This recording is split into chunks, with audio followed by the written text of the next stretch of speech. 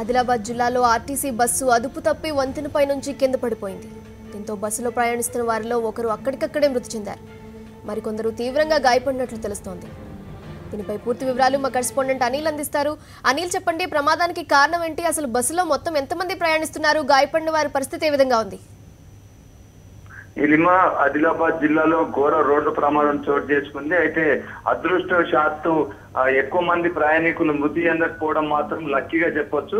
అయితే ముఖ్యంగా కాగజ్ నగర్ మండలం నామానగర్ వద్ద ఎర్రవాగు బ్రిడ్జ్ ఉంటుంది. ఎర్రవాగు బ్రిడ్జ్ పై నుంచి ఆర్టీసీ బస్సు వెళ్తుంది. ఆర్టీసీ బస్సు ఆసిఫాబాద్ డిపోకి చెందింది. ఇది కాగజ్ నగర్ నుంచి బెజ్జూరు వైపు వెళ్తుంది. అయితే ఈ వాగు పై నుంచి వెళ్తూ ఒక్కసారిగా అదుపు తప్పి ఆ బ్రిడ్జ్ పై నుంచి కింద ఉన్నటువంటి వాగులో పడిపోయింది ఆర్టీసీ బస్సు. దీంతో గణపతి అనేటువంటి ప్రయాణికుడు అక్కడికక్కడే మృతి చెందాడు. మొత్తం మిగతా 15 మంది ప్రయాణికులకు తీవ్ర గాయాలైన పరిస్థితి. నలుగురి పరిస్థితి మాత్రం విషమంగా ఉంది. క్షతగాతులందరినీ కాగజ్ నగర్ లోని ప్రభుత్వ ఆసుపత్రికి తరలించారు. అయితే ముఖ్యంగా ఈ ఆర్టీసీ బస్సులో 15 మంది ప్రయాణిస్తున్నారు. 15 మందికి కూడా ఒకరు చనిపోగా మిగతా వాళ్ళందరూ కూడా గాయపడ్డటువంటి పరిస్థితి. నీలిమ.